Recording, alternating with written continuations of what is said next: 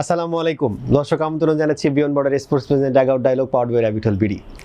টি-20 world cup চলছে এবং আমরা দেখতে পাচ্ছি প্রতিটা ম্যাচই কিন্তু জমজমাট লড়াই কিংবা হচ্ছে 4-6-এর ফুলঝুরি আমরা দেখতে পাচ্ছি।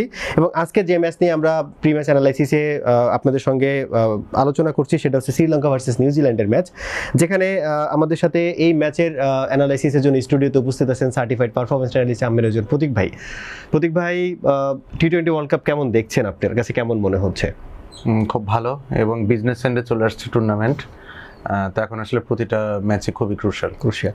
আজকের ম্যাচটা শ্রীলঙ্কা ভার্সেস নিউজিল্যান্ডের, যেখানে নিউজিল্যান্ড তাদের প্রথম ম্যাচে পাকিস্তানের সাথে খেলতেই পারেনি, যেটা আসলে যদি বলি বৃষ্টির কারণে পরিত্যক্ত হয়েছে, এবং শ্রীলঙ্কা তাদের প্রথম ম্যাচে ইংল্যান্ডের সাথে কিন্তু খুব বাজেভাবে হেরেছে নিজের ঘরের মাঠে। এই ম্যাচ নিয়ে আপনার প্রেডিকশন কি বলছে? দুটো টিমের জন্য অনেকটা মাস্ট উইন গেম, তবে শ্রীলঙ্কা অনেকটুকু ব্যাকফুটে থাকবে। প্রথম ম্যাচ থেকে তারা কোনো পয়েন্ট পায়নি। নিউজিল্যান্ডও আফসোস করবে, পাকিস্তানের সাথে আসলে তাদের পয়েন্ট গ্র্যাপস ছিল, জেতার কথা ছিল।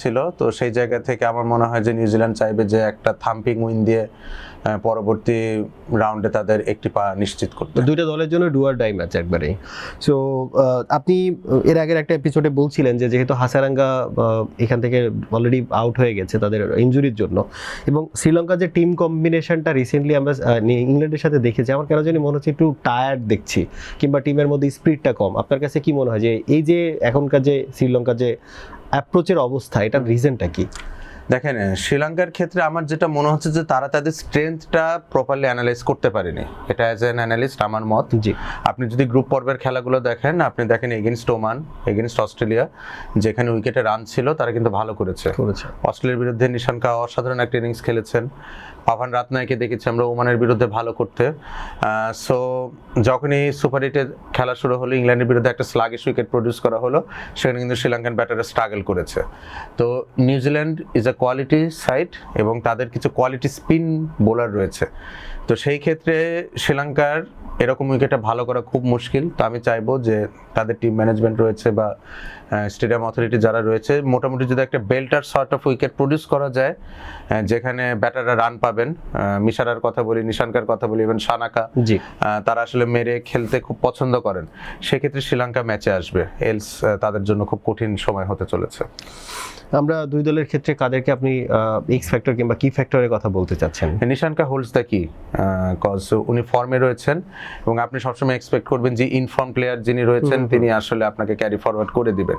তো ব্যাটিং পয়েন্ট অফ ভিউ থেকে নিশানকা এবং রাতনায়কে, পাভান রাতনায়কে, এবং lower down the order x factor হয়তো আপনি সানাকাকে ধরতে পারেন।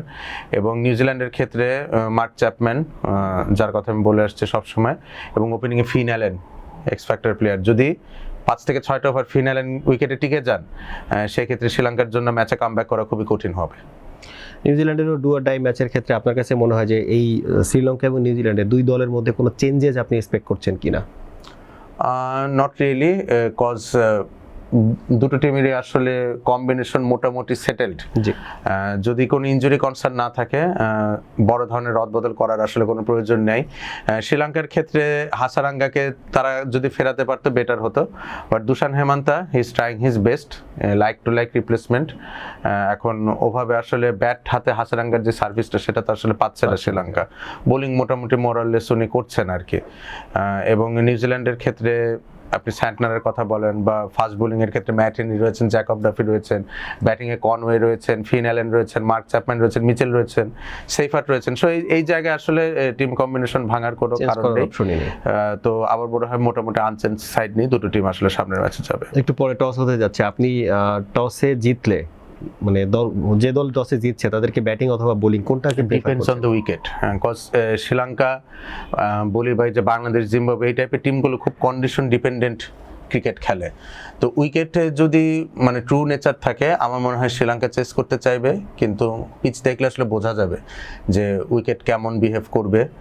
যদি স্লোইশ নেচার থাকে, বা যেটা আমরা প্রেমাদার সাথে এক্সপেক্ট করে থাকি, সেক্ষেত্রে শ্রীলঙ্কা অবশ্যই চাইবে টস জিতে আগে ব্যাটিং করতে, এবং 150 to 160 এরকম একটা টার্গেট যদি দাঁড় করানো যায়, সেক্ষেত্রে তাদের স্পিনাররা হয়তো ম্যাচে আসবেন। ইন টার্মস অফ থিকসানার কথা বলে থাকি, দুশান হেমান্তার কথা বলে থাকি, কামিন্দু মেন্দিসের কথা বলে থাকি, তারা হয়তো শ্রীলঙ্কাকে ম্যাচে রাখতে সাহায্য করবে। উইন পার্সেন্টেজ আপনি কত পার্সেন্ট দেখছেন দুই দলের জন্য? 80-20 ইন ফেভার অফ নিউজিল্যান্ড। দেখা যাক, আমরা টস হতে যাচ্ছে এবং পোস্ট ম্যাচ অ্যানালাইসিস আসলে বলে দিতে পারে যে আসলে কেমন আমরা এক্সপেক্ট করেছি কিংবা কেমন হচ্ছে খেলাটা। ধন্যবাদ প্রতীক ভাই। দর্শক, আমরা এতক্ষণ শুনছিলাম প্রতীক ভাইয়ের কাছ থেকে শ্রীলঙ্কা ভার্সেস নিউজিল্যান্ডের প্রি ম্যাচ অ্যানালাইসিস, এবং আমরা আপনাদেরকে বলার চেষ্টা করেছি যে খেলাটা কেমন হতে যাচ্ছে কিংবা আপনারা কি এক্সপেক্ট করছেন।